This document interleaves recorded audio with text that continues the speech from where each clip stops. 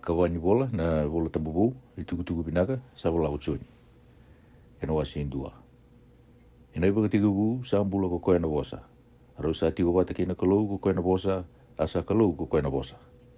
Ena iba katigu ero sa tigo bata ko koengo kina kalau. Sa daka bona ka kedenga ko koea.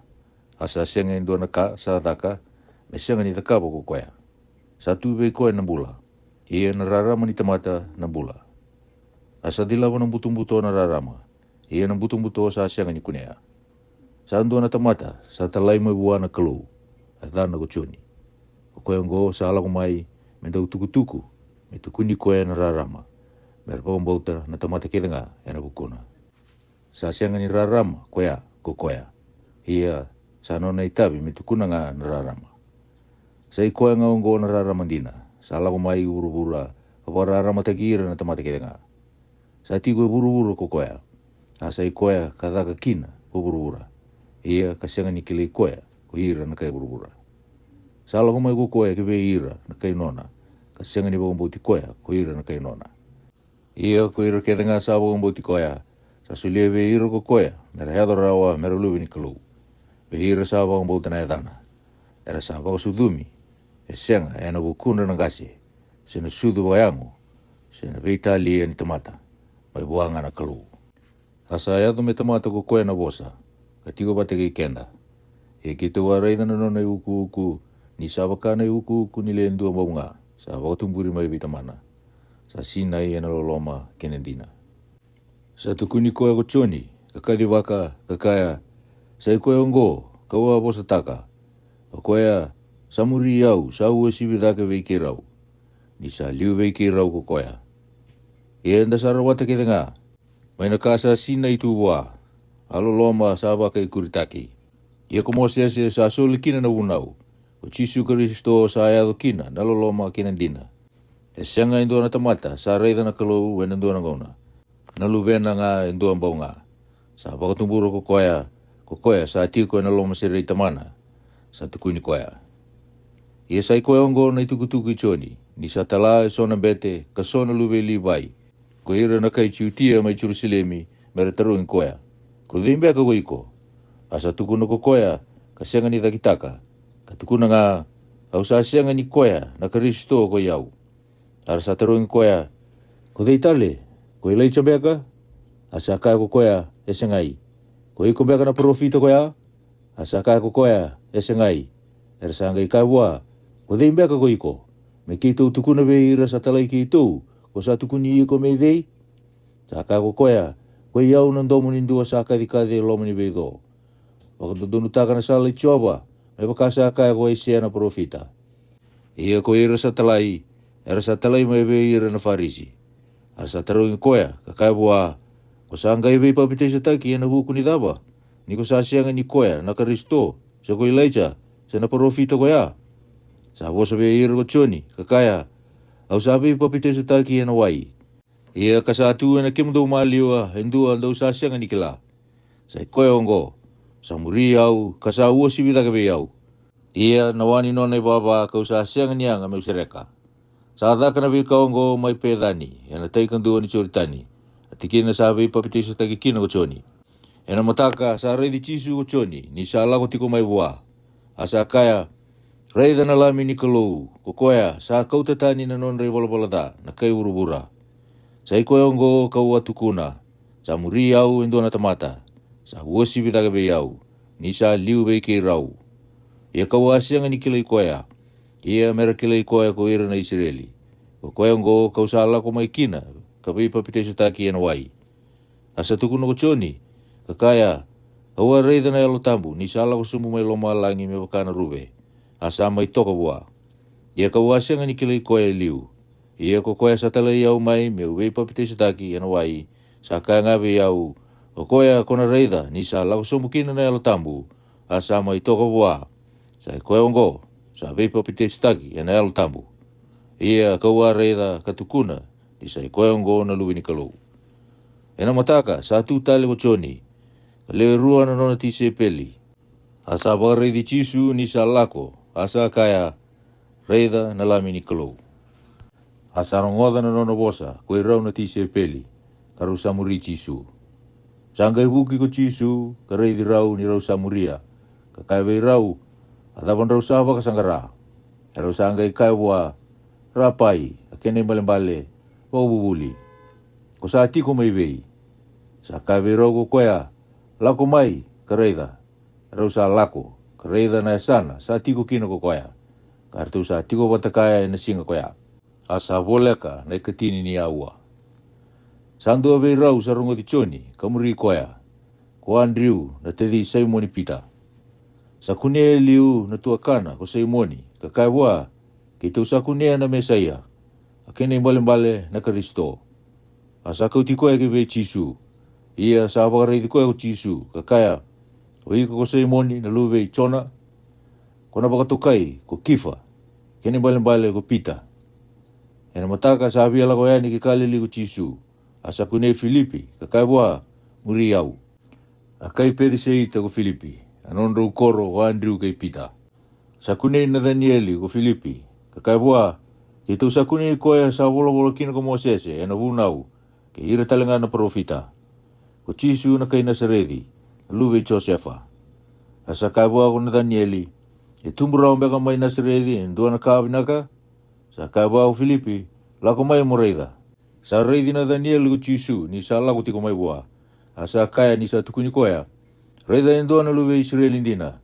Sa sianga bei koya na dawe wakai sini. Sa kaya bua ko na Danieli. Uni sa kile yau mai bei. Sa bosa ko Jisu ka kaya bua. Ni semberi ni kadibi ko Filipi. Ni ko atiko e ruku ni lolo. Awa reidi ko. Sa bosa ko na Danieli ka kaya bua. Wabubuli. Ko ike muni na luwe ni kalou. Ko ike muni na norutui na Israeli. Sa bosa ko Jisu ka kaya bua. Ni sa kaiwe iko, awa reidi ko e ruku ni lolo. Ko sabo ang bautane, kono reida na beika sa ua siwi ongo. Asa kaiwa ko koya, hindi na, au sa kaiwe ki mdou. E na ngau na mai muri, do na reidi lo malangi ni sa tawase. Ke ira na ngilosi ni kalou, ni rasa lako dake, ka lako sumbu wana lubi ni tamata. Wase rua, sambung itolu, sanggai daka indo na bakawati, mai kiana e kalili. Asa tiko kina na itine Jisu. Asa sureti ko Jisu, ke ira tu talangana no tise peli, kina songu ni wawati. Ia ni sa oti na waini, sa kaiwe Jisu na tinana, sa senga we ira na waini. Sa kaiwa ko Jisu, elewa, ataba we iko ke iau, sa senga ni ado mai na nungu ngauna. Sa kaiwe ira na tamata ko tinana, aka kedenga sa kaiwe ke mdou ko koya, dou kitaka. Ia sa tu mai kina e ono na sanga watu ni wai. Sa andau baka sabasabata ki ira kina, ko ira na kai chutia. Sa tau ya rua, se tau ya tolu, na i wakarau. Sa kaiwe iro Jisu, wakasinaita na sanggai ni wai, yana wai. Ara sa wakasinaita, me buong balasara. Asa kaiwe iro kokoya, donggay takiba, kakauta buwa sa lewana mangiti. Ara sa kauta. Yani sa tau walea na wai, sa huki me waini, kokoya sa lewana mangiti. Asa sianga ni kila, se sa maibei. Ia ko ira na tamata sa takiba na wai, era sa kila. Kokoya sa lewana mangiti, sa katiba na watini ya lewa. Kakaiwa, na tamata ya andua, sa andau toda iliu na waini binaka. Ia nira sa ngunubo baka lewa na tamata, sa hanggai muri na waini, sa binaka baka lele nga. Ia ko iko, o sa mua ninitaka na waini binaka, kaya doba na tingin singongo. Ay baka tikibu ongo, ni takataka mana, sa dakawa ko Jisu maikena e kalili. Asa baka reita kakina, na nona uku. Asa baka mbauti koya, ko iritou na nona tise peli. Ni sa o tiongo o ertou sa lako sombo ki Kapenaumi, ko koea kena tinana, ke iritou na tedina, ke iritou na nona tise peli, artou sa sianga ni mbongi bunga kina. Asa bolea ka na nona kanabata ni lako sivi ana kai chutia, asa lako taki ki Jerusalemu ko Jisu, asa kune ira, ena pali ni soro, era sa huli taka iso na pulmakau, kena sipi, kena rube, ke ira sa viso ilavo era sa maitiko. Ia ni sa takabo oti endo na kuita, wangalingali, sa pakasabira keda nga may nawal ni soro, kena sipi, kena pulmakau. Asa sobra kayani na non ilabo, era sa visa ilabo, asa manibukida na non tepeli. Asa kaiwe ira sa huli tagirube, kau tatani na bei kaongo, kakuni dakabo na wala ni tamangu, me wala ni bei boli. Asa na numa ko ira tau na non tisepeli, ni sa bulai, sa kaniyao na loloma katakata, kina nomu vale. Sangkai bosa ko ira na kai chutia, kakaiwa, ata po na iba katakila-kila, ko sabo katakila bei kito, ni ko sa kita ka na bei kaongo. Sa bosa ko chisu ka kai ira. Dau talaraga na wale ongo. Kauna ngai tarawa o tina bungi tolu. Era sa ngai kai na kai chiutia.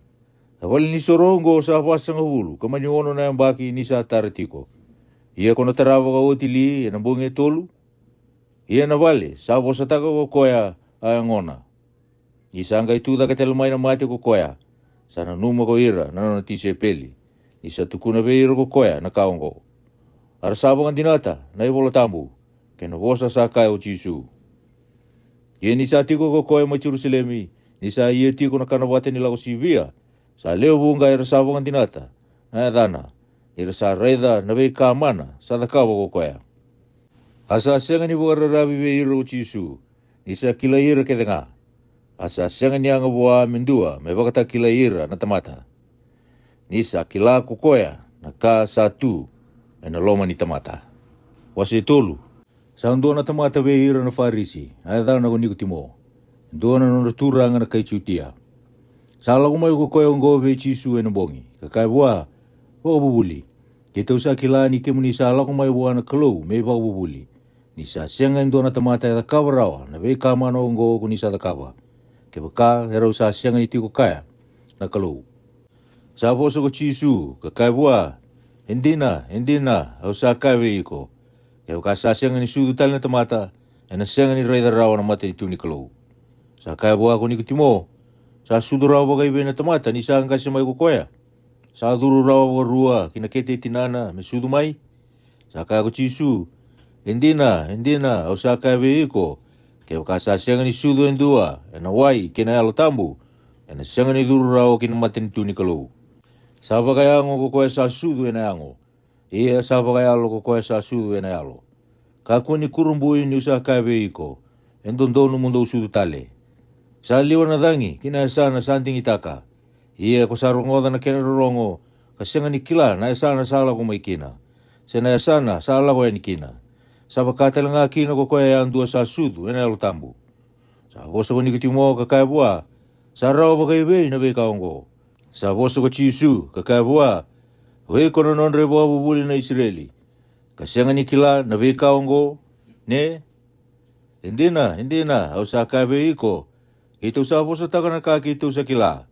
Katukuna na kaki ito a reida, iya, daw sa sianga ni bong bauta na nito tukutuku. Kaya kakao sa tukuna we ke mundo, na we kawa urubura. Kandaw sa sianga ni bong bauta. Daw na bong bauta bagay we. Kaya kakao sa tukuna we ke mundo, na we kawa kalomalangi. Asa sianga indo na tamata sala ko dagi lo malangi. Ko koya nga sala ko sumbu may lo malangi. Lube ni tamata, ko koya sa ti ko may lo malangi. Ia me baka sala beta dagi na ngata ko mo sese may nabi kau. Endo dono me la beti dagi baka tel nga kina na lube ni tamata. Me kako kina ni rusa ko ira ya dua sa kong boti koya. Me rawata nga ng bula tao mundo. Ni salumani ira na kay buru-buru bagong na kalu. Me suli kina na lube na indombo nga. Sa baka tumbura. Meka kuni rusa ko ira yang dua, ersa apa buti koya. Merawatan nga ng bulu tao mundo.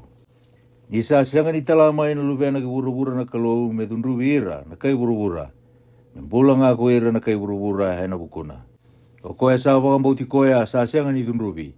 Ia ko koya sa sianga ni bukang bauta sa angay dunrubi. Nisa sianga ni bukang bauta na yada ni lubya ni kalau. Elendo ang bau nga sa apa tumburo ko koya. Ia ko koya ang go ersa dunrubi kina. Isa la ko may nararama ki buru-bura. Arasabi na kata na buto-buto. O ira na tamata. Katata nararama. Ni sa dana non rebalwala. Ni sa data nararama ko kaya ang dua sa ibalwala da. Asa siya nga nila kumay kinararama. Di kunay na non ibalwala. Iya ko kaya samuria na ibalwala dina. Sala kumay kinararama. Bepagaritaki na non ibalwala. Ni sabi na kabuha na kalu. Ni sa uti na kaongo. Sala ko chisu. Kaya ira na non tise peli kinabunua ko chutia. Asa ti ko may kina kay ira. Kabi papite sutaki. Asa bi papite sutaki ko choni talanga. May inoni. Sabo leka kiselemi. Ni sa lewu kina nawai. Asa la ko may so. Karsa papite sutaki. Ni sembera ni biu kinabal ni bebe su choni.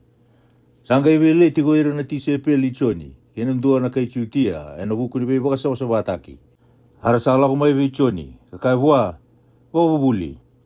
Kukoya ndo wati kukaya na tai kandu ni churitani. Kukoya ko atukuna. Reida. Sabi papite su tagiti ko kukoya. Asala ko may buwa ko ira na tamata kita nga. Sa vosa ko choni, kakaya. E sianga ni dona tamata sarawata ni dona ka, ke baka sa sianga ni sulibua mai lo malangi. Dau sa tukuni au ni usa kaya, au sa sianga ni Kristo ko iau. Ia kau sa talai mai me uliu tai koya. Sa rei koya na tangane sa ngai wati, ko koya na utina. Ia na weka ni tangane, ko koya sa tu ka rongoda na vosa, sa re kita ka boga leu nondo ni tangane. Sa ngai boga dori buka kina na nongure ki ongo. Sa ndonu, me lebu dake tiko ko koya. Ia me ulei songu tiko ko iau. O koe sa lako mai dake, sa uo sibi beira ke ngana tani. O koe sa tumbu ngai burubura, sa waka burubura. Asa posa takana ka waka burubura. O koe sa lako mai lo malangi, sa uo sibi beira ke ngana tani. Ia na ka sa rei da karongoda ko koea, sa tukuno ngori. Asa sianga ndona tamata, sa waka mbauta na nai tukutuku. O koe sa waka mbauta na nai tukutuku, sa waka dina taka ongo. Isan dina na kalau. O koe sa talamai na kalau, sa wosa taka na wosa ni kalau.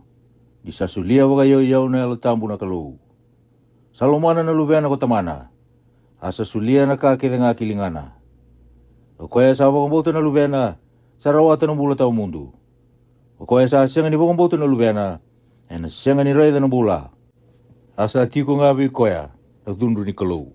Waseva. Ni sanggai kilana turanga hera sarungoda ko ira na farisi. Nira leo punga sa lutu taka ko chisu ko papite sutaka. Kaleo leilai nga ko choni. Iya, sa sianga ni bei papite sutaki ko chisu. Ko ira nga na non tise peli. Sambil ti ciutia, kalako tali ki kalili. Asa kota na non sala, heloma ni bunua ko Samaria. Sanggai yado kinandua na koro mai Samaria. Adana ko saika. E wole aka kinatiki ni bunua sa sulia ko chia kope bei Josefa na lubena. Asa tu mai kina na ikeluai nei chia kope. Ni sa odo chisu ena nona lako sa mai tiko somu. Ena baiti ni keluai. Kasa wole aka na kene kaono ni aua. Sa lako mai ndo na leo ni Samaria me takiwai. Sa kai wau chisu sulia mai we yau me ungunu. Nira lako yani na nona tise peli kina koro me boli kakana. Sa ngai kai wau na leo ni Samaria. Ni ko sa kai chutia. Ko sa kria boga dawe we yau mungunu. Ni usai leo ni Samaria. Ni rasa sianga ni beiriti, ko ira na kai chutia, ke ira na kai Samaria. Sa woso ko chisu ka kai wa, ya waka ko sa kilana isuli ni kalau, ke ko talanga sa kai we iko, sulia mai we yau me ungunu. Ko sa ngai kere wa, kana sulia we iko ko koya na waimbula. Sa kai we ko na lewa, sa sianga sa kana no muitakitaki. Asa ti tombu na ikeluai, ko sa rawata mai we na waimbulongori. O sa uo si vita kembega biche kope, atamai ke mami, o koea ka sulia vei ke mami na ikeli wai, ka ngunu kena ko koea, ke ira tau na lubena, ke na nono manu. Sa bosa ko chisu, ka kaya bua, o koea andua sa ngunubo na wai ongo, ena via ngunu tale. Ia ko koea sa ngunubo na wai, kau na sulia bua, ena sianga sari ni via ngunu ka tau mundu. Ia na wai kau na sulia bua, ena tu elo mana, me mate ni wai sa tu bure kinambula tau mundu. Sa kai buana elewa. Sulia sa kamai vi yau na wai ongori. Me ukaku ni vi ngunu. Se lako mai ki ke me utaki. Sa kai bua ko chisu. Lagi kadibo mai na utimu. Kamondro lako mai ki ke. Sa bosa na elewa kakaya. Sa sianga na utingu. Sa kai bua ko chisu. Ko sa kai ndina. Sa sianga na utimu. Ni sa leo lima na utimu eliu. Ia ko koe rosa tiko kai ongo sa sianga ni utimu. Ko sa bosa ndina ena ka koea. Sa kai bei koe na lewa. Au sa ngai kila saka sandu na profita ko ikemuni. Era sanda usoro na ni mamingase ena ulu ni wonua ongo. Ia ndo sa kaya sa tu mai Jerusalemi na tikina ndo dono menda soro kina. Sa kai bua ko chisu elewa. Wakan dinata na nunggu bosa. Ena lago mai na ngauna dona sianga ni lotu kina bitamanda. Ena ulu ni wonu ongo se mai Jerusalemi. Dau sa lotu vei koea, dau sa sianga ni kila. Keima misa kila i koea, keima misa lotu boa. Ni sa tumbu mai vei ira na kai chutia na iwa ngambula. Ia ena lako mai na ngauna, hasanga i ado mai. Erna lotu bagai alo ka bagai indina vei tamanda, ko ira sa lotu indina. Ni sanggara ko tamanda, me baga ongo ko ira sa lotu boa. Ayalo na kalu, ia ko ira sa lotu boa. Yang do numero lutu bagai alo ka baka indina. Sa kai vi koe na elewa, au sa kila ni na lako mai na mesa ia. Ko koea, sabo ka tukai na Kristo. Ni sa tantu mai ko koea, no tukuna be ke andana ka ke nga. Sa ka bua o chisu, sa yau nga sa ngai wose tiko be iko. Asa ngai lago mai ko ira no tise peli. Har sa kurumbui, ni rausa bebo sa ki kina lewa. Ia kasi nga indona tamata, sa taronga. Atapa ko sa ka sangara. Se, rau bebo sa ki kaya, ena buku ni daba. Sa ngai mbiuta na no itakita kina lewa. Kalako yani, kina koro. Kakaya be ira na tamata. Dau mai maula ira ira na tamata.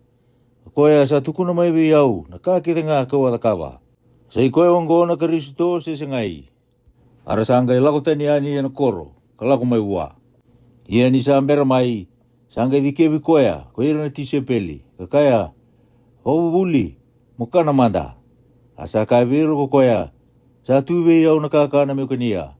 Dau sa sianga nikila. Sa ngai veterongi ko ira na tise peli. Sa anduali na tamata, kau kakana mai be koya. Sa kai biro chisu, angau kakana me ukitaka na loma koya, sa talai yau mai. Kami ubaga tia na nandakadaka. Dau sa sianga lini kaya, sa voe vana vula, mengai dapa mai na yambaki. Raida, au sa kai beke mundou, dau tadake, ka raida na bewere, sa voe kani mutua na yambaki. Ia ko koe sa tamusuka, sa saumi, kambinia na buana, kinambula tau mundu. Mere ki wata ko koe, sa kamburaka ki koe sa tamusuka. Asa andi na kina na wasongo, indua sa kamburaka, ia sa tamusuka indua tani. Awa talai ki mundo tamusuka na kando wa sianga ni takataka kina. E so tani era takataka, ia dau sarawata na uboni no takataka. Arasa leo bunga na kay Samaria e na koro koya, era sa bong bauti koya, e na buku ni no na bosa na elewa. Ko koya sa baka tagila, sa tukuna mai biya ko koya, na kakita nga kawa takawa. Ia nirisala ko mai buwa ko ira na kay Samaria, era sa masuti koya, betiko nga ke ira. Asa tiko nga mai kia kambongi rua. Arasa leo bunga talenga sa bong bauta, e na buku ni no na bosa. Arasa kaya buwa na elewa, hongo ke imami sa siyang ni bong bauta, e na buku ni no mubosa nga. Ike mami sa rongoda ko ike mami kakila, ni sa ikoen din hongo na non rebambula, na kay burubura. Sa uti na bungi rua, sa lakota ni ekeri ko koya, kaya do ki kalili. Asa baka takila ko chisu, ni sa siyang nga indo na profita sa antokai, yan na non na bunua. Ni sa nga itando mai ki kalili ko koya, sa baka dingo ikoya, ko ira na kay kalili. E na buku, nira raida, na kakeda nga sa kita ko koya, may Jerusalemi yan na solebu. Nira lako talenga, ko ira kina solebu. Asa lako tala mai o chisu ki kena e kalili, a koro sabu kita kina, na wai me waini. Kasando na turanga, sa tau mi mate na lubiana mai kape na umi. Ni sa rongoda ko koya, sa lako mai chutia ko chisu ki kalili, sa lako bua, kamasuta me lako sombu, kabukambula na lubiana. Ni sa pakarau timba.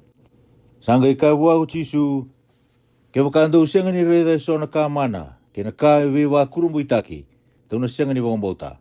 Sa ka vi koe na turanga, lako sombu sa kamai, te mate manda na lubengu. Sa ka bua ko chisu, lako yani, sa ambula na lubemu. Asa bukan tinata na tamata na bosa sa ka bua ko chisu, asa lako yani ko koya. Ye ni sa lako sombu tiko, erto sa mai tabo ki koya na nona tamata. Arto sa tuku-tuku bua kakaya, sa ambula na lubemu. Sangkai teronga be irto ko koya na ua, sa pakatiku bukino ko koya membula dake. Arto sa ka bua, sa takali be koya na kata-kata hena noa, hena ikabitu ni aua. Asa kilaki na natamana ni sa ikoy ongo na ua kakaya kino bua ko chisu, sa ambula na lubemu. Asa wakambauto ko koya, ke ira ke nga na non leni bale. Ongo tale, na ikarua ni kama na sa takabo chisu, ni sa lako mai chutia ki kalili. Wase 5. Sa wati na bei kaongo sa ando na non raso lebu, na kai chutia. Asa lako dagi Jerusalemu chisu, ia sa tu mai Jerusalemi, indo na isilisili, ewa leka kina mata-mata ni koro ni sipi. Aya dana, na bosa baka ipiriu, ko pede seita. Asa 5, na kena bale. Sa leo bunga era tabi mate, sa anda bukina. Ko ira na matamboko, loki-loki, na wamalai, era sa wawa, may pagkabala timanda na wai. Ni sa lako sumbu mai, indo na ngilose, na ngona so, kina isilisili, kapagkabala na wai. Ia, ko koe sa sumbu kina iliu, ni sa pagkabala na wai, sa ambula mai, na mati kete nga sa tobi koya. Asa tiko kina, indo na tamata, sa tobi mati tu, kaya bagi tulu sunga bulu ka main walu. Ni sa reiti koya ko chisu, ni sa andapo koto, ka kila sa dinde. Sa kai bua o sa avion bula se sengai. Sa kai bua kokoea sa tau mate. Sa senga sa kai ndua na nungu tamata me kauti au kina isilisili. Ni sa waka ya walati na wai. Ia ni sa lako tiko kina sa liusombu iau indua tani. Sa kai bua o chisu tu dake. Taura dake na nomu i mode kalako. Asa mbula vinaka waka sauri na tamata. Taura dake na none mode kalako. Ia na singa koea na singa ni waka dengu. O koe ngo er sa ka kina na kai chutia vi koe sa waka mbulai. E singa ni waka dengu ngo. Sa singa ni tarawe i uko modolata na mode. Sa kai ve iro ko koea. O koe sa waka mbulai au. Sa kai ve iau ko koea. Taura dake na nomu i mode kalako.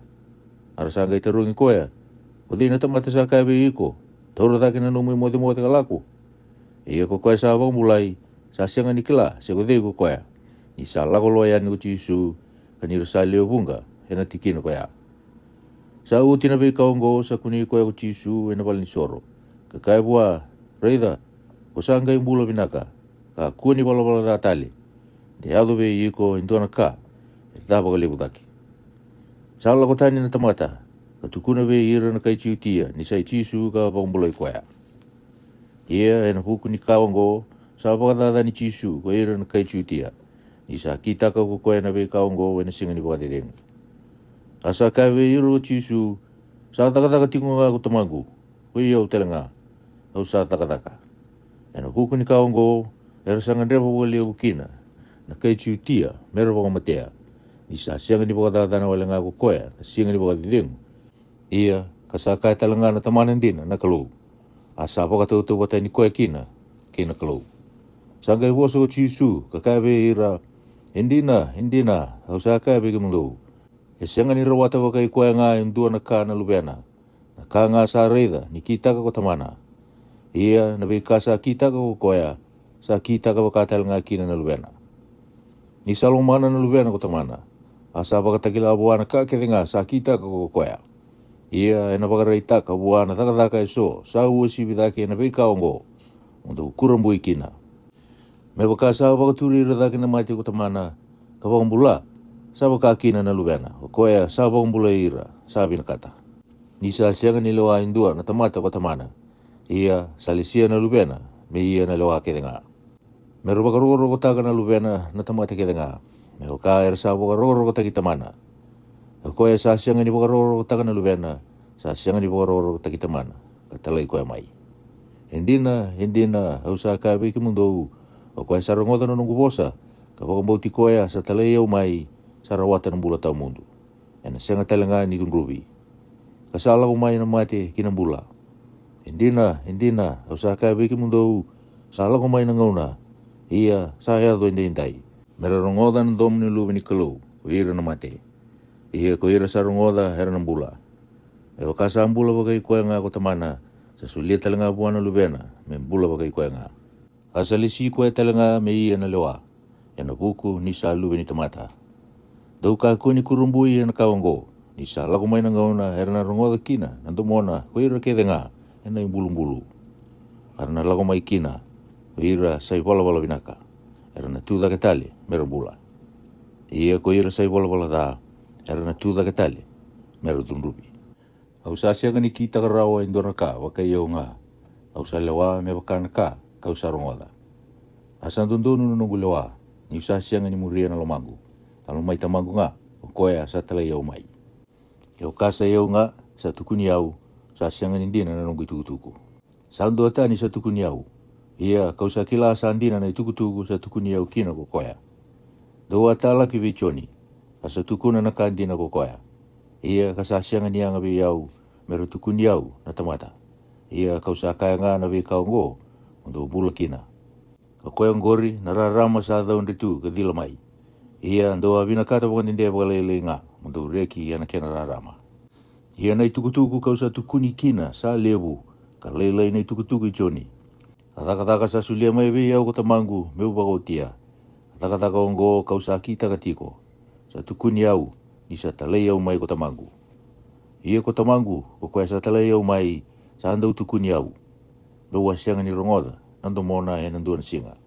Se reida na nona i tobo. Asa sianga ni tiko, ena loma mundo na nona bosa. Indau sa sianga ni waka mauti koya, sa tala mai ko koya. Dau sa wakasangarai na i wola tambu. Indau sa numa, dau sa rawata kina na mbula tau mundu. Ia na i wolongo sa tukuni au. Ia dau sa ambesi ni lako mai vei au, undau rawata kina na mbula. Sa sianga ni anga vei au, mera wakaroro ko tagi au ko ira na tamata. Ia kau sa kila iki mundou, ni sa sianga ni tiko ena loma mundou na lolo amawa na kalou. Tau sa lako mai ena edai tamangu, ia ndau a sianga ni wakambauti au. Ewa ka sa lako mai ndo altani ena edano alenga, dau na wakambauti koya. Dau sa wakambauti rawa wakai vei, ni dau sa vei wakaroro ko tagi tiko wakai ki mundou.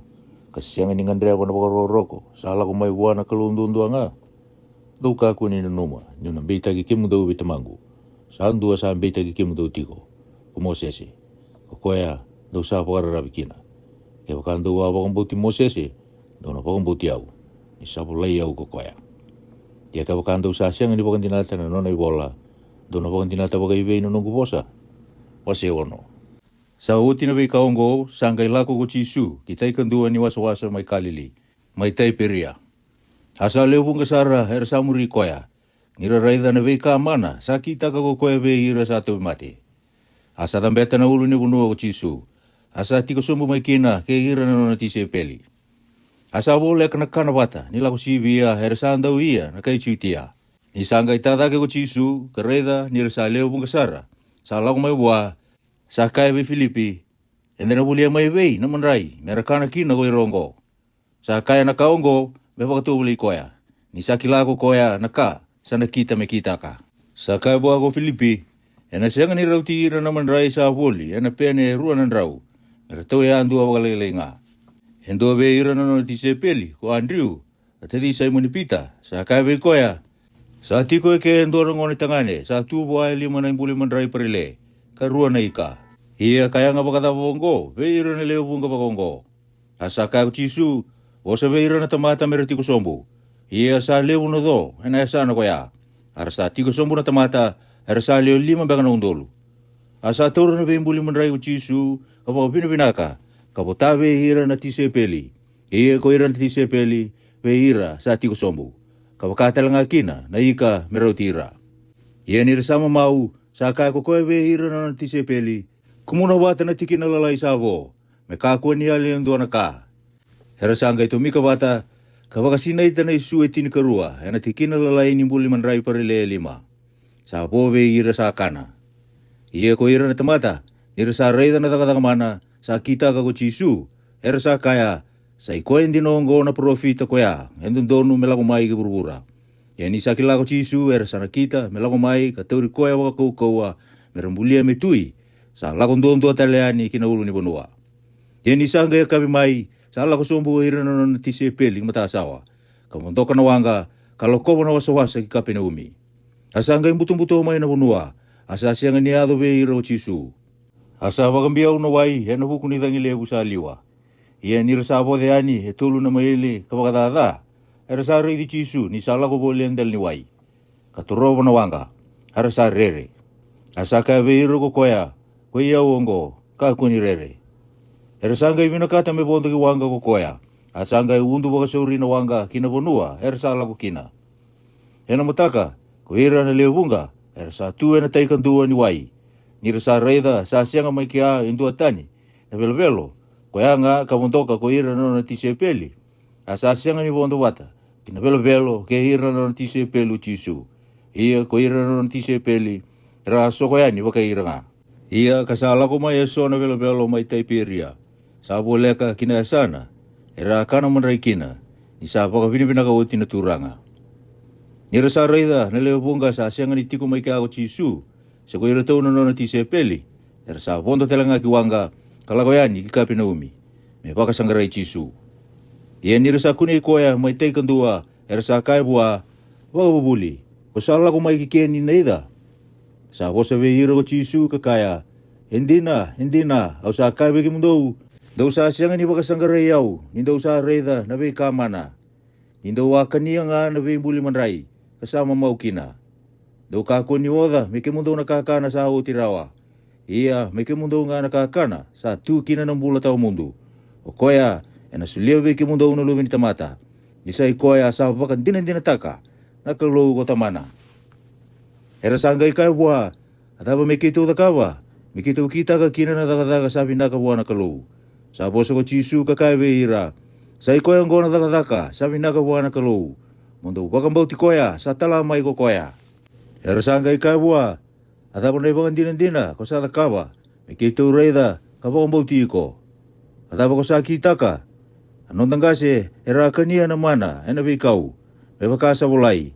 Sa sulia ve ira ko koea na mandrai, mo ilo malangi merakania. Sanga I kai ve ira o chisu, indina, au sa kai ve ke mundou, sa sengai kumo sese, ka sulia ve ke mundou na mandrai koea, mo ilo malangi. Ko tamangu nga, sa sulia ve ke mundou na mandrai indina, mo ilo malangi. Isai koe ongo, na mandrai mo buana kalou. O koea, sa lako sumbu mo ilo malangi. Asa sulia na mbula ve ira na kai burubura. Era sanga I kai bua, ke muni na turanga.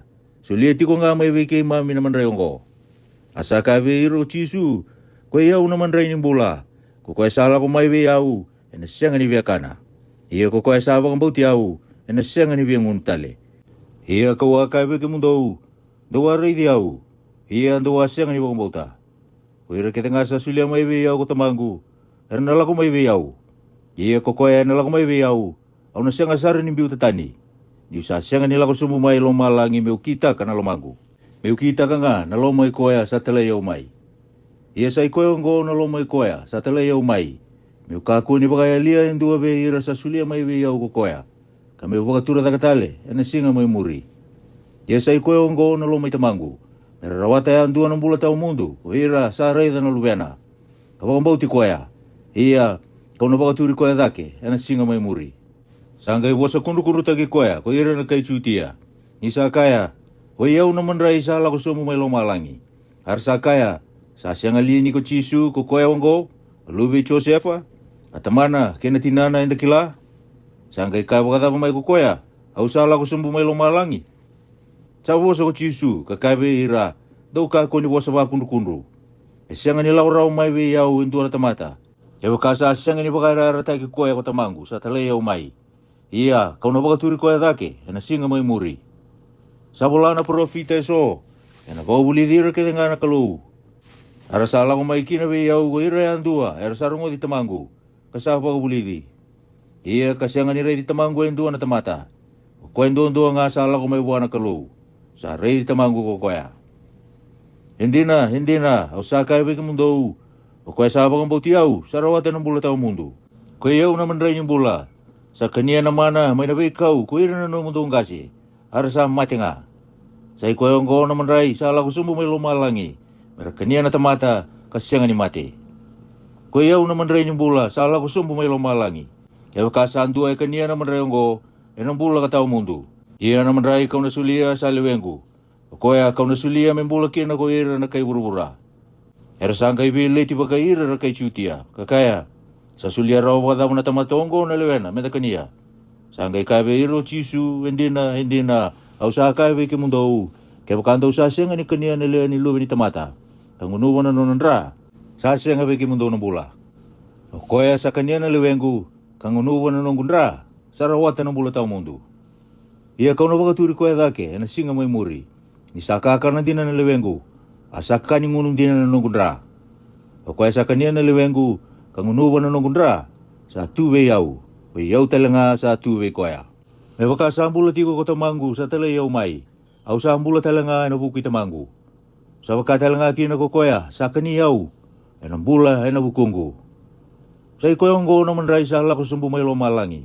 Sa sianga ni tau wata, kena mana, sa kania ko ira na mundu ngasi. Ara sa mati nga. O koea, sa kania na mandrai ongo, ena mbula tau mundu. Sa wo sa taka na wika ongo ko koea ena wali ni lotu. Ni sa wakatabu buliti ko mai kape na umi. Era leo bunga be ira na nona tisei peli ni rarongoda era sa kaya. Awo sandendri ongo, ko dei sa wakambutarawa. Ni sa kila ko chisu ena lomana, ni rasa wo sa kundu na nona tisei peli na kaongo. Sa kaya be ira, sa wakataram betagi ke mundo na kaongo, ne? Ena wakambe kai be ke wakando na reida na luwi ni tamata. Ni sa lako daya ke kina tikina, ka tigo kina iliu. Na yalo sa sulia ng bula.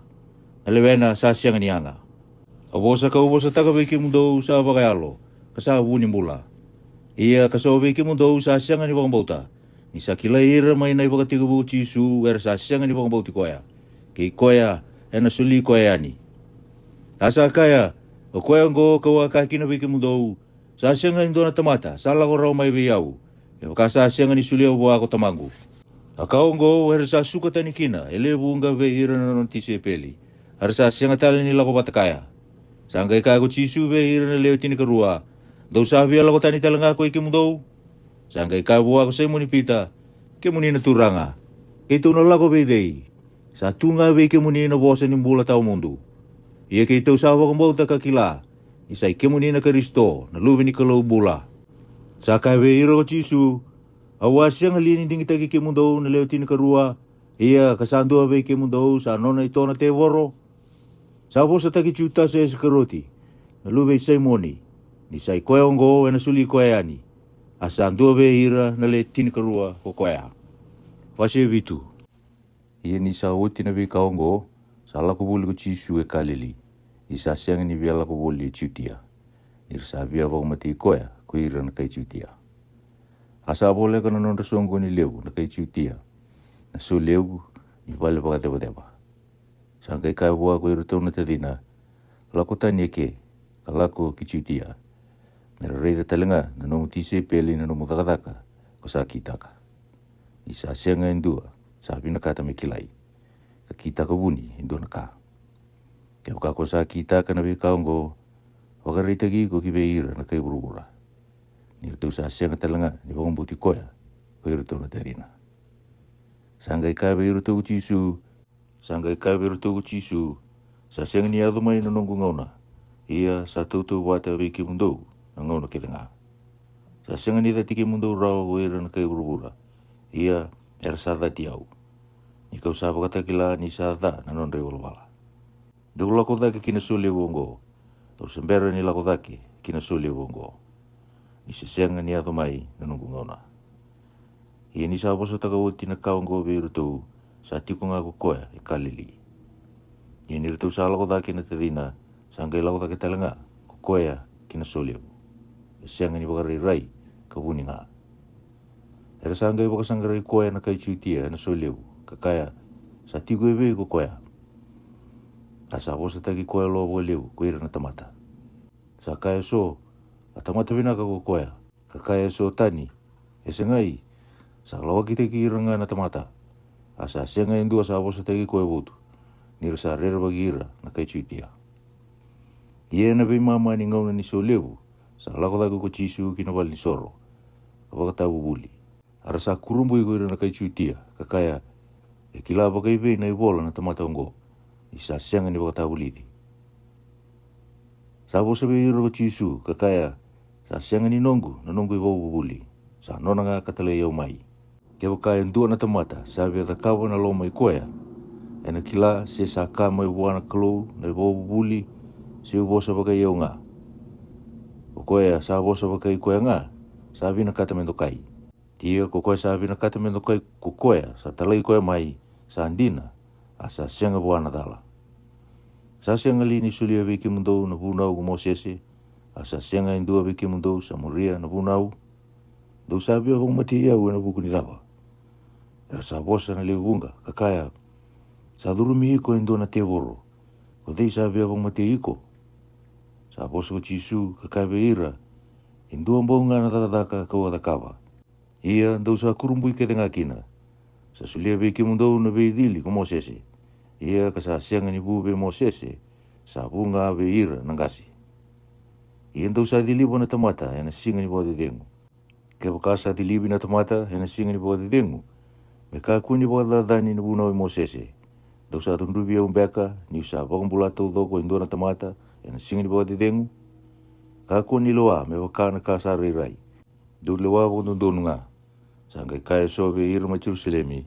Sa siangali ni ko koyongo sa via bo matea. Ia ka reida sa bo sondundo. Kara sa sianga ni kaya bua indona ka. Sa kila andina na turanga ni sa koyongo na Kristo andina. Sesengai.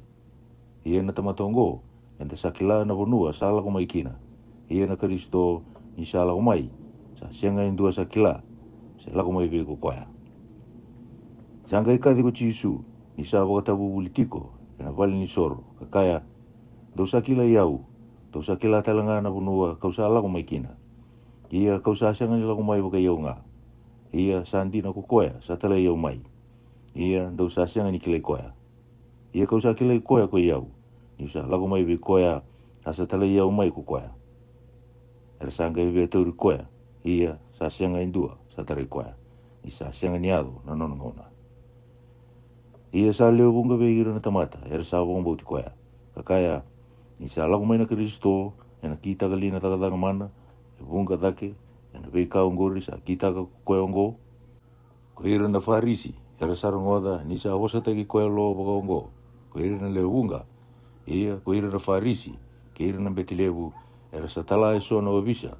na tau koya sanga ikai ve iro chisu au sa tiko walele nga ke mundo au ngai lago boa katala yau mai dona boka sangre yau ia dona sianga ni kunea ia na bonua kau sa tiko kina do sa sianga ni laura kina sanga ibe kai aka ko ira na kai chutia ena lago mbeka ki ve ko koya menda sianga kina ni kuni koya ena lago mbeka ve ira ando ve seaki ve ira na kai kirisi ka bo uli ira na kai kirisi o sa da mbeka ungo sa kai ko koya dona boka sangre yau kasianga ni kunea ia na bunua kau sa tiko kina do sa sianga ni laura kina ena singa mai muri koya sa lewu ena so lewu sa tu ko chisu kakadi kakaya ke boka indua sa ve ngunu mela ko mai ve yau ngunu o koya sa bongo boti au me boka sa tukuna nei bola tambu ena ndabe mai na ketena na ve udu wa ini wembula ia na kasa bosa ta ko koya sa koya na elo tambu ko koya hena do beira era sa bongo boti koya ni sembera ni soli na elo tambu ni sembera ni boka roko taki ko chisu ele bunga beira na tamata ni sa rongoda na boso ngo era sa kaya sandi na sai koya ngo na profita koya sa kaya sotani sai koya ngo na Kristo ia sa kaya sotani oi ena lako mai kaleli na Kristo sa sianga lini tukuna na bola tambu ni sa lako mai na Kristo mai na kau te vita kamai pere liama na koro sa tiko kino te vita ara sa ve liti te koya na leo bunga ara sa ve tau koya so ia sa sianga indua sa tare koya ara sanga lako mai no bisa ve ira na betilevu ke ira na farisi ara sa ka ve ira do sa sianga ni ko ti koya mai ena buku ni dava sa ka ko ira no bisa sianga indua na tamata sa bosa me kana tamata ngo era sanga ka na farisi ve ira do sa boka dalimbe ka ko ikimdu telanga sa boka mbuti koya indua ve ira na turanga si ve ira na farisi se sengai ia sa rusa na tamata ngo sa sianga ni kila na bunau sa ka ve ira ko ni kutimo o koya ka lago mai boy liu sa ndua ve ira sa tunrupa mbeka na tamata na nonda bunau ni sa sianga ni rongo di koya manda liu ka kila na kasa la kaba era sa ka boa ko iko telenga na kai kalili ne mo sanggara ka kila ni sa sianga indua na profita sa tumbu mai kalili arsan duila ko kedenga kinno no vale wasi walu ia sala ko chisu kino ul ni bonua ni be olive ia ena mataka da sala ko tele mai ko koya kina vale ni soro arsa sala ko mai be koya ko iro kedenga na tamata asa tiko sombu ko koya ka ba uli dira ia ko iro no buni bola ke iro no farisi arsa kauta mai be koya indona lewa sa kune ni sa ando tangani arsa boka turi koya hena ken romaliwa ka bua o uli sa kune na leongo ni sa ando tangani ni sa ie tiko asa bosa be kendo como sese ena bunau era bo viri ke na patu ko ira sa ba gongo dia kada bo sa kaya arsa bosa ba gongo me verita ki ko ekina me rambita ki ko rawa ia sa tu somgo chisu ka bola na soso na nona engangalo ia nir sa terungi ko etiunga sa tuda ke ko koya ka beira o koya be ki mundo sa siang ni bola da me viri ki ko manda liu ena batu sanga itu somgo tale ko koya ka bola na soso ia nir sa rungoda era sala ko yandu ki tumba sa liu nangase kamuri ke dengan tamata ketika ndu nga chisu asa tuna lewa e matana ia ni sa tuda ke chisu kasengani re dendua na leo ndu nga sa kaibua elewa sa ibe go irongori sa senga indua sa lewa iko mudunrubi ne asa kai kokoya sa senga indua turanga asa kaibua uchisu au sa senga telangani lewa iko mudunrubi molako kamokaku ni bola tale sangkai bosa tale iro uchisu kakaya hoiau na rarama ke burubura kokoya samuri yau ena senga ilako ena mutu ena tunga be ko ena rarama ni bola Wira na farisi, era sanga i kaibua, o sa tuku niko. Sa senga nindina na nomu i tuku. Sa oso ka chisu, ka kaibe ira. Ia, te waka kau sa tuku ni au, sa andina na nomu i tuku. Ni sa kila na bonua, kau sa lako mai kina, ka lako ya ni kina. Ia ndau sa senga ni kila, seu lako mai bei, seu lako ki bei. Dau sa lewa me waka na kasa rai. Dau sa senga ni lewa indua na tamata. Ia ke waka kau sa lewa sa andina na nomu lewa. Ia sa senga ni tikun nga, ia ko iau kei tamangu, o koea sa tale au mai. Sabula i talanga na numu dau unau, ni sa andina na tuku ni tamata he leo rua. Indua ko iau kau sa tuku ni au, a sa tuku ni au ko tamangu, ko koea sa tale au mai. Era sanga i kaibua, ewe i ko tamamu, sa kai ko chisu, dau sa senga ni kile iau se tamangu. Ia wakan dau sa kile iau, dau sa kile i tamangu talanga. Sa tabuta na boso ngo chisu ena pale ni au, ni sa pakatabu buli, ena pale ni soro. Asa senga indua sa tauri koea, ni sa senga ni au na non ngona. Sangkai kai talibe iru ko koea, au sa ala koea ni, kanto na pakasangre iau. Ia kanto na mate, ena no mundo i wala da. Ia na vanua kau sa ala ko kina, dau sa senga ni lau kina. Ela sangkai kai na kai chutia, ena pakamati koea mbeka pakai koea, ni sa kaya, na vanua kau sa ala ko kina, dau sa senga ni lako kina. Asa kai biru ko koea, dau sa lako mai ra, au sa lako mai dake. Dau sa paka burubura, au sa senga ni paka burubura. Koea ngo kau kai kina biki mundou, dau na mate ena no mundo i wala da. Kaya wakaan dau sa senga ni pakantinata ni sa iau, dau na mate ena no mundo i wala da. Era sanga i kai wa, kudei ko iko. Asa kai biru chisu, sa i koea nga, kau atukuna biki mundou mai na i pakatiu. Sa bunga na ka me uwa sa taka, ka lewa iki mundo kina. Ia sa andi na ka koea, sa tala iau mai. Ia kau sa tuku na be ira na kai buru na be ka, kau arongo da mai be koea. Era senga ni kila, ni sa osa taka na tamana, be ira ko koea. Sangai ka be iru chisu, indau sa labeta taga wati na lube ni tamata, dau na ngai kila, ni sa iau. Ni sa senga talanga ni kita ka indo na ka, baka iau. Ia na ka nga, sa waka tabuli diau kina ko tamagu. Sa koea kau sa osa taka. Ia sa tiku wate ke iau ko koea sa tala iau mai. Sa senga ni biti au ko tamangu, mi utikun duundua nga. Ni sa kita ka tiku nga, na ka sabi na kata ko koea. Ni sa tabuta tiku na bosongo ko koea, sa leo bunga, sa wakambuti koea. Sangkai kai ko chisu ve ira na kai chutia, sa wakambuti koea. Te wakan dau sa muri tiku nga na nungu bosa, dau sangkai nungu tise pelindina. Ia ndau na kila na kandina, ia na kandina, ena sereki kimdo. Sa kai bua, Oi kei mami na kau ia prama. Ka senga indua kei mami a mbombula kina, ena ndua na ngauna. Ko sa kaya pakadawa, dau na sireki. Sa kaya veiru chisu, endina, au sa kaya veki mundou. O kaya andua sai bola da sa mbombula, kina bola da. Asa senga ni tiko pakandua e vale na mbombula. Na lubena sa tiko pakandua. Ia ke pakaya na sireki ki mundou na lubena, dau na gai sireki ni na kina. Au sa kila andau sa kau ia prama. Ia ndau sabi abang mati iau. Ni sa sianga ni tiko, ena loma mundou na nungu bosa. Au sa bosa taka na ka kau arei da vita mangu. Ia ndau sa ki taka na ka, dau arongoda, mai bei koea na tama mundou. Era sa bosa, kakai bua, atamai ki mami koea parama. Sa kai viro chisu, e wakan ndau sa luwe ia parama, dau na ki taka na iwala ia parama. Ia ndau sa ngai via abang mati iau. Atamata sa tukuna viki mundou na kandina, koea kau arongoda mai, buana kalu. Sa senga ni kita kana kawa ongo koe prama. Dosa kita kana nona daga na tamamundou. Era sanga ikai bua, kei mami sa senga ni sudu, enandau e lewa. Endu ambau na tamai kei mami, na kalou. Sanga ikai veru chisu, ke wakasa tamamundou na kalou, tona lomani au. Ni sa tumbu mai bua na kalou. Kalako mai kina. Au sa senga ni lako wale nga mai, pakai au. Ia, sa ikoea, sa tale au mai. Atau ndau sa senga kini ni kila na nungu bosa. Indau sa senga ni bombou terawa na nungu bosa. Atamamundou na te voro. Ia ndau savi a kita ka ngangandre da ni tamamundou. Ko koe na ndau evo matei, mai na evo tiga bu. Asa sianga ni vong na kandina. Ni sa sianga ve koe na kandina. Ni sa vosa lasu ko koe. Sa vosa taka na kasa atubua. Ni sa ndau lasu ko koe. Kasavu ni kaongo. Ia ko yau. Ena buku ni usa tukuna veki mundou na kandina. Dau sa sianga ni vong tiau. Ko dei veki mundou sa vong dina taka ni usa dala. Ia ke wakaka usa vosa dina. Dau sa sianga ni vong tiau. Ena buku ni dava. Ko koe sa nona na kalu. Sa rungoda na vosa ni kalu. Anggo ndau sa sianga kina ni rungoda. Ndau sa sianga ni nona na kalu. Era sanga i vosa ko ira na kai chutia. Kakai bua.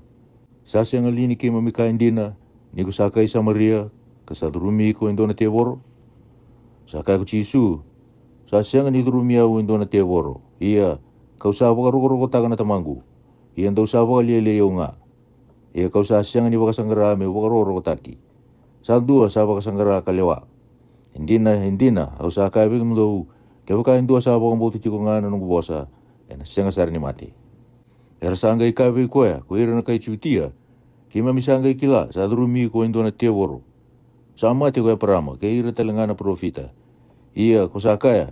Ke waka indua sa waka mbotu tiko ngana nungu bosa. Ena sianga sari ni mati. Ko sa libu takembeka. Kalele sombu koe parama. Na tamanda. Ko koe sa mati. Ara sa mati talenga ko ira na profita. Ko sangi si ko meidei. Sa kaya ko chisu. Te waka kau sa waka roko taki au. Sa kau wale na nungu be waka roko taki. Sa i koea na tamangu. Sa waka roko taki au. Ko koea andau sa kaya. Sa no mundo kalu. Ia andau sa sianga ni kilei koea. Ia kau sa kilei koea ko iau. Ia ke waka kau sa kaya. Au sa sianga ni kilei koea. Au na lasu nga. Me waka taki ke mundou. Ia kau sa kilei koea nga kau wambo titiu nga na nono bosa. Sa ngandrewa wakali usara wea parama. Na tama mundou. Me reida na nungu ngauna. Asa reida kareki. Sanga i kai koea ko ira na kai chutia. Sa sianga ni 5 bulu na nomo yang baki. Ia ko areida parama. Oi. Sa kai iro chisu. Hindina. Au sa kai veki mundou. Isember ni sudu wea parama. Au sa ambula. Sanga i tumika e sona batu. Merapaka viriki koea. Ia sa vunita ki koea ko chisu. Ka sa duru ya ni maina wali ni soro. Wase diwa. Ia ni sala koea ni ko koea. Sa reida indona tamata. Sa sudu matamboko. Asa tarungi koea ko ira na notisi e peli. Kakaya wabubuli. Ko dei sa ibola da. Atamata ongo se tamana ke tinana. Sa sudu matamboko kina ko koea. Sa kaya ko chisu. Sa sianga ni bola da ko koea ongo. Se tamana ke tinana. Mai pakatakile inga na takataka ni kalu. Ena bukuna. Santundonu menda kita kana takataka. I koea sa talei au mai. Ni se singa toka. Sa bole ka mai numbongi. Sa sianga ni takataka rao kina. Indona tamata. Ni sa tigo burubura. Au sa rara ma ke burubura. Ni sa bosa ko koea. Sa kasivi tanangele. Kau lia bata na soso ke na kasivi. Asa mburu kina na mate ni tamata matamboko. Asa kai bua. Lagi taboi. Yana isili usai loama. Kena imbale sa talaki. Asa lakoyani kataboi. Katale mai karai rawa. Sanga i ka kina na leo ni koro. Ke ira sa reidi koe liu ni sa andau kere. Sa sianga lini koe ongo. Sa andau tiko. Kandau kere. Sa kaya so. Sa i koe ongo. Kaso tani. Sangai. Ia sa wakata ki koea. Sa kaya ko koea. Sa i nga. Sanga i ka bua. Sa rei rawa bagai vei na matamu. Sa kaya ko koea. Atamata sa wakatuka i ko chisu. Sa ulia na soso. Kamburea na matangu. Kakaya vei au. Lako kisai lo ama katabui. Ia kawala kitabui. Kau sanggai rei rawa. Sanggai kai bua. Ewe ko koea. Saka ko koea. Au sa sianga ni kila. Sanggai kau ti koea kama tamboko i liu veira na farisi. Ia sa singa ni bodi dengu. Sa uli e kina na soso ko chisu. Kamba suka na matana. Sanggai terungi koea tali na farisi. Sa sa rai rawa bagai vei. Asa kai veiru ko koea. Samboroe na matangu ko koea na soso. Kau sa tabui, kau sanggai rei rawa. So veira na farisi, sanggai kaya. Atamatongo sa sianga ni tamata ni kalu. Ni sa sianga ni wakatambuya, na singa ni wakatidengu. So tani sa kaya. Eta kawarawa bagai vei na takataka mana pakongo, indo na tamata i wala da. Sa sianga ni loma bata. Sa kaya talibuan na tamata kama tamboko. Ata bako sa kaya, ena hukuna, ni sambal suka na matamu. asa kai ko koya a profita ko koya ia ko ira na kai chutia hersa senga ni bondinata ni sa matambo ko iliu ko koya asa re rawa karsa kadivi rau manda na tamai koya sa re rawa kena tinana arsa terungi rau kakaya alube munro ongo rosa kaya sa sutu matamboko ne sangai re rawa bagai be ongo rosa bose ve ira ko tamana ke tinana kakaya kirosa kila ni salu ve kira ongo kasa sutu matamboko ia kirosa senga ni kila se sa re rawa bagai be se ko dei samba suka na montana kirosa senga ni kila sa tamatambulo ko koya taronga ena tukuni koya kirosa bosa bagongo ko tamana ke tinana ni rosa re bagira na kai chutia ni rosa angai lomo bata na kai chutia me bakatambui mai na bali ni lotu ko koya andua sa bakatusa ni sa Kristo ko koya ngo akaongo rosa ka kina ko tamana ke tinana sa tamatambulo ko koya tarungi koya rosa angai kadi batale na tamata ka matamboko ka bua bakaro ko taka na kalu kito sa kila sa tamata bola da ko koya ngori sa boso ko koya kakaya au sa senga ni kila se sa tamata bola da ko koya se sengai indu naka kau sa kila niwa matamboko iliu au sangai re rawa sangai ka talua ada baka kita ka bei ko koya kambosu ka bagai bei na matamu sa ka bei ko koya au sa tukuna walenga ongo be ki mundo ia ndo asyang ni borongoda do sabi rongoda tale ana buku ni daba do sabi na katambe ka mundo ya talenga mundo no tise peli sangai buka le koya kakaya oi ko sa no tise peli ia ko ki mami na tise peli mosese kima misakila ni sa boso be mosese na kalu ia na tamata ongo kima misasya ngani kila se sala ko mai be ko koya sa boso na tamata kakabeira sanga indo na kawa kurumbu yongo indo sasya ngani kila se sala ko mai be ko koya ia samba suko na matangu ko koya enda sa kila sasya ngani rungo di ira na tamata bolo na kalu ia ke bakasa anda ulutu wa na kalu indo na tamata kita kana non lewa sa rungo di koyongo ko koya sa senga ni rongo mai na bukati kubu ke burbura ni santua samba suko na matana indua sa sutu matamboko ke baka sa senga ni lago mai buana kelu ko koyongo sa senga ni roata indo na ka era sa bosa ka bua o ikola ko sa sutu sara na bola ta ia ko sa baka tabuli di ke mami oi ar sa baka tambui koya sa rongo ko jisu ni sa baka tambui koya ia ni sa kuni koya sa ka bua o sa baka mbauta na lubi ni kelu ne sa boso ko koya kakaya ode ko koya turanga me ubang bauti koya asa kaya wa jisu o sa re di koya woti ia sai koya ndo sa be musa kaya sangai ka ko koya longu turanga o sa bang bauta asa tu wa asa kaya ko jisu o sa la ko mai ko burongo me lewa me re rawa ko ira sa siang ni re rawa ia mera matamboko ko ira sa rai ko ira na farisi kati ko kaya era sa rongo na be kaongo ar sa kai bua sa matamboko beka ko ikito telenga sa kai biru jisu ke kanto sa matamboko sa siang na no mundo dala ia ando sangai kaya kito sa rai ko sa tunga kina na no mundo dala wase chini hendina au sa kai be ke mundo ko sa siang ni duru e katumba nimbai ni sipi ia sa kambadake na tikina tani sai koyongo na dong butako kanda kobe ia ko kai sa duro ka tumba koyongo na iba tau ni sipi sandola bi koya na iba tau ni ka tumba asa ba rongo na ndomo na go ira ni sipi asa ka divira na no ni sipi ena dan ko koya ka tumberi ira ki tau tumba ia ni sa ka tira no ni sipi ki tau tumba sa liu tagira ara sa kila na ndomo na ia era na sianga ni muria no bulangi eran rota ni ngawe koya ni rasa sianga ni kila nandomu ni bulangi sa boso tagabe ira na boso watu tu wata ngo jisu arasa sianga ni kila na be kasa boso tagabe ira ko koya sangai ka talbe ira jisu indina usa kabe ke mundo o yau na katu munisipi ko ira kede sa liu mai be yau hersa ndau mutako kandau kobe asa sianga ni borongo na non robosa na sipi o iau na katumba e wakasa durukina indu na tamata e na hukungu e na paumbulai kana ndau duru mai kana ndau duru yani kana kune kakana sa sianga ni laga wale mai na ndau mbutako nga ka rabu whakarusa. Au sala ko mai me rawa be ira na bula. Ia me rawa ba usara. Oi au nai wakatawa binaka. Sa sulia na nona bula nai wakatawa binaka. E na wukunda na sipi. Ia ko koe sa woli na nona dakadaka. Ka senga ni koea nai wakatawa. Ka sa senga ni tau keni ira na sipi. Sa reida no lifa ni sa lako tiku mai. Ka sa beauty ira na sipi ko koea kan ro. Asa kati ira na olifa. Asa wakatolo se vira. Sa ro ko koea. Sa woli na nona dakadaka. Ni sa wakakina ko koea. Ka ni sa senga ni dauna numi ira na sipi. Oi au nai wakatawa binaka. Ia kau sa kile ira sa nongu. Ia ko ira sa nongu era sa kile iau. Me waka sa kile iau ko tamangu. Ka me waka kau sa kile i tamangu. Kau sa sulia telengana nongu bula e na wukunda na sipi. E so tari tale na nongu sipi. Era sa senga ni tiko e na bayongo. Sa kili me ukau tira telenga mai. Era sa rongoda na tumongu. E na kainduan bau nanggel ni sipi. Kanduan bau na wakatawa. Na kawango sa lomani iau kina ko tamangu. Ni sa sulia na nongu bula me ukau tatale. Sa senga indua sa kobe ongo ve iau. Ia kau sa sulia waka iau nga. Kau sa rawata me sulia. Ia kau sa rawata me ukau tatale.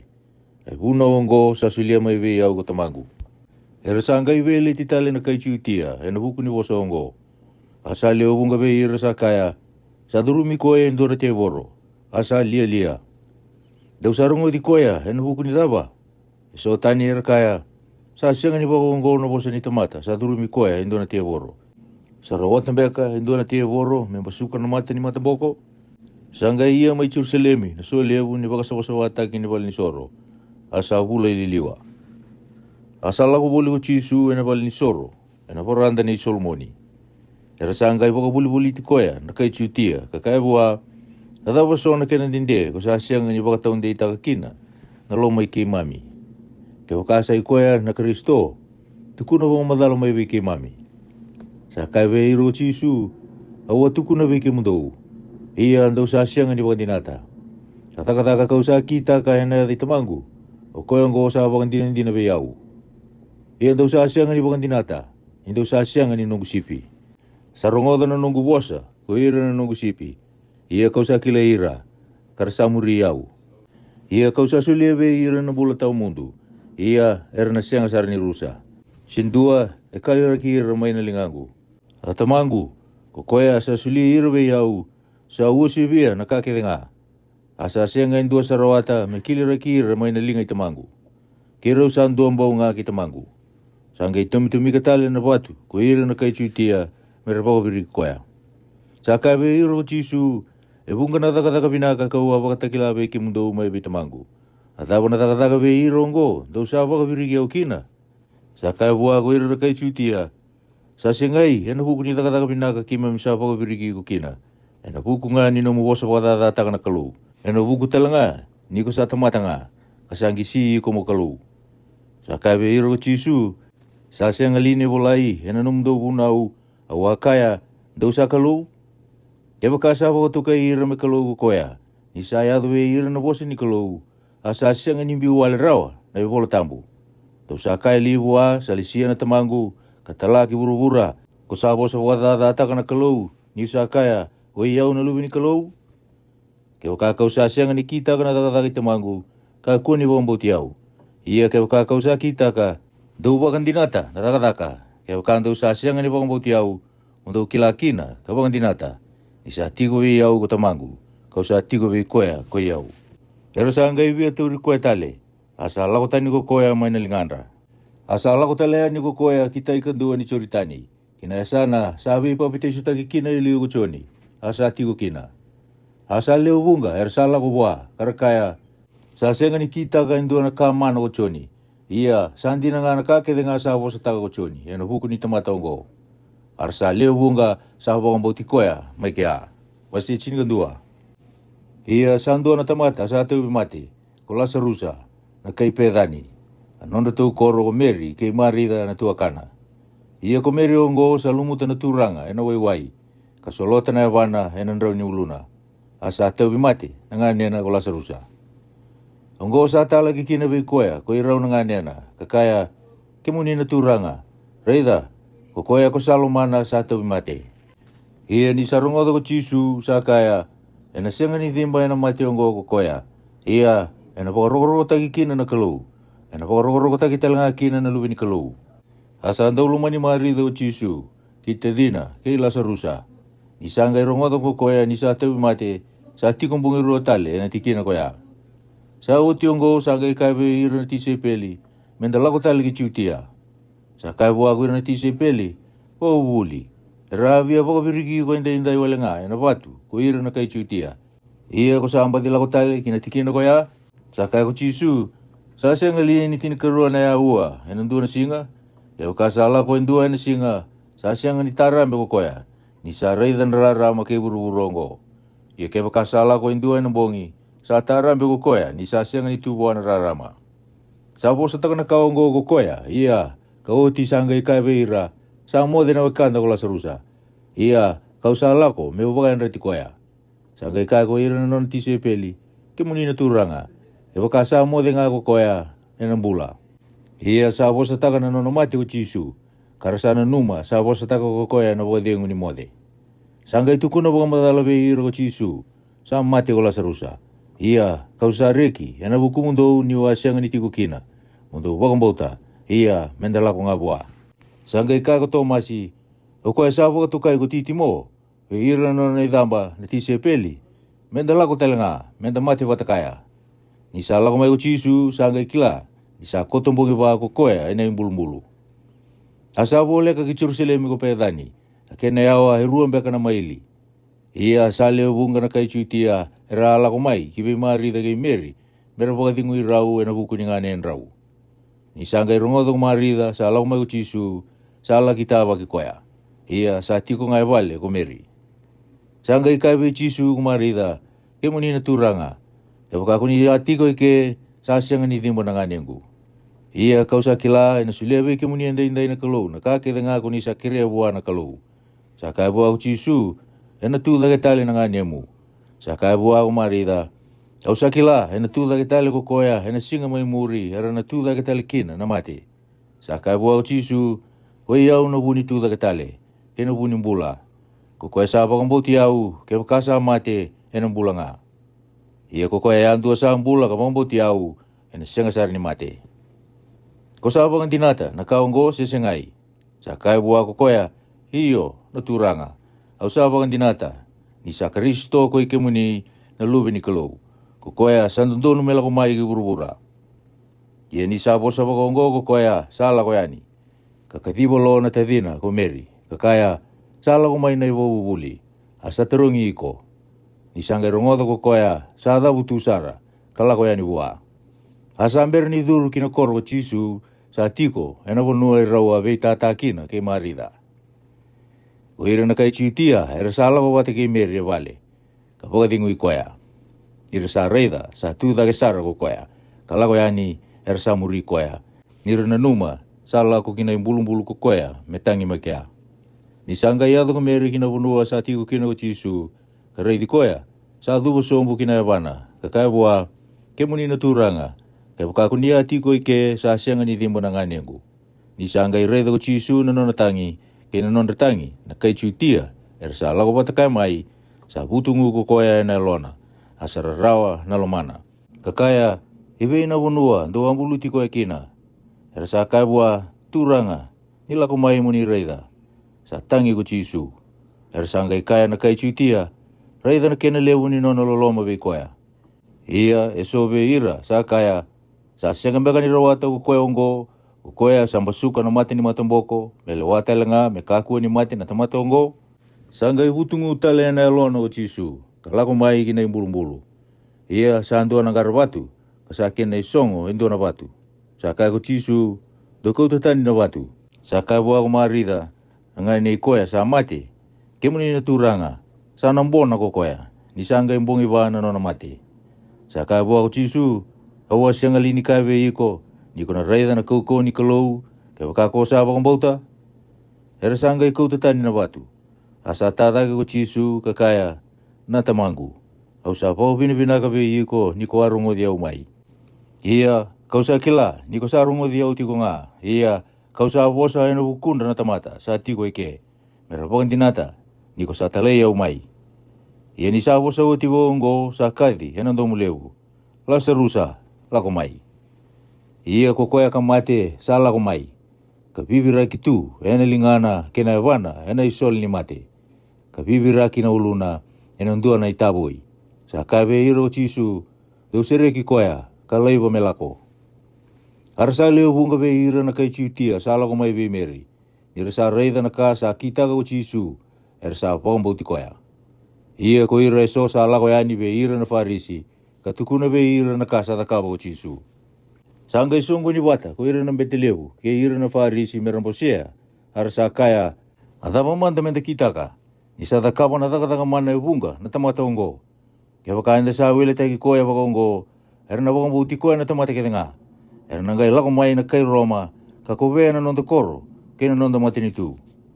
Asando be ira ko kai yafa ko koya sambeti lebu ena mbaki koya sa kai be ira do sa sianga nikila indo na ka. Seba kana numa ni sayanga be kianda me mate indo na tamata ena bukuna na tamata. Kame ka kuni rusa na matinitu todoko. Asa sianga ni bosa taka na kaongo ko koya pakata ki koya. Hia ni sambeti lebu na mbaki koya sa porofisai ko koya. Ni na mate ko chisu ena buku ni mate ni tu koya. Kasi ngai ena buku ni mate ni tu ndua nga koya.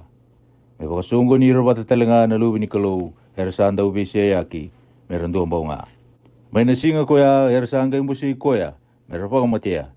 Koya ngo sa sianga kini nila ko botutigo ko chisu ena kenra malio na kai chiutia. Asala koya ni maikea kinabunua sa wole ka kinabikau.